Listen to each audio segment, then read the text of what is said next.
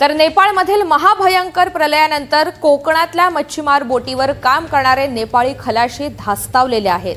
नेपाळमधील कैलाली या भागातून मोठ्या प्रमाणावर कोकणात मच्छीमारी बोटीवर काम करण्यासाठी आलेले हे खलाशी आहेत। मोबाईलमधील व्हिडिओ पाहून आपलं कुटुंब सुरक्षित आहे ना याची नेपाळमधून आलेल्या खलाशांकडून सातत्यानं विचारपूस होतीये।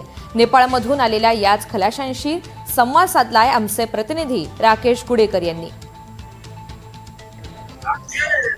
नेपाळमध्ये आलेल्या महाभयंकर पुरानंतर भारतातही राहणारे जे नेपाळचे लोक आहेत ते देखील चिंतित असलेले पाहायला मिळत आहेत। आपण सध्या आहोत रत्नागिरीतील मिरकरवाडा जेटी परिसरामध्ये आहोत आणि या ठिकाणी आपण जर पाहायला गेलं तर रत्नागिरीत मोठ्या संख्येने नेपाळी जे आहेत ते बोटींवर खलाशी म्हणून काम करत असतात। त्याचप्रमाणे आपण जर पाहायला गेलं तर आंबा बागायतदारांच्या बागांमध्ये देखील मोठ्या प्रमाणात नेपाळी असतात। सध्या आंब्याचा सीझन नाही आहे त्यामुळे नेपाळी लोक नाही आहेत, मात्र मासेमारी हंगाम सुरू झाल्यामुळे आता मोठ्या प्रमाणात जे नेपाळी आहेत ते नेपाळी लोक सध्या बोटींवरती आलेले आहेत।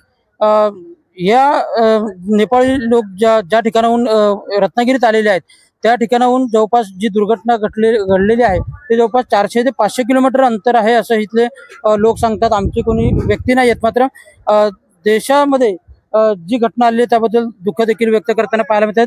आपका नाम क्या बताएंगे और जो दुर्घटना घटी हुई है आपके देश में क्या बताएंगे उसके बारे में? मैं बताना चाहता हूँ, मेरा नाम सरोज दहित है। कैलाली से हूँ मैं, इधर मिरकरवाडा में काम करता हूँ। और वो दुर्घटना के बारे में मैं बताना चाहता हूँ। अचानक आया हुआ दुर्घटना है, वो अचानक आया हुआ दुर्घटना है। वो उधर हमारा भी बुआ लोग हैं उधर, तो मैंने अपने फैमिली को कॉल किया कि अच्छा रहो, सेफ्टी रहो, बोला उस दुर्घटना उधर भी आ सकता है वो। तो हमारे उधर हमारे बुआ को मैंने कॉल किया, मेरे बहन ने कॉल किया, तो उधर वो लोग सेफ्टी है। फिर भी ये चाइना से आया हुआ डैम फूटकर आया हुआ ये खतरनाक एकदम डेंजर बाढ़ी था, तो क्या बोलते हैं इधर भी आ सकता है, हमारा रत्नागिरी में भी आ सकता है, अभी क्या मालूम। इसलिए मैंने घबरा गया था, तो मैंने बार बार अपने परिवार को, फैमिली को कॉल किया कि वो लोग एकदम सुरक्षित रहो, इधर उधर जाओ मत, एकदम घर पे रहो, अभी इधर उधर जाने का कोई जरूरत नहीं है, यही बोला। निश्चितच आपण जर पाहायला गेलं या दुर्घटनेमुळे आम्हाला निश्चितच दुःख झालेलं आहे। त्याचप्रमाणे इथल्या नेपाळमधील लोकांनी आपल्या नातेवाईकांशी देखील संपर्क केलेला आहे।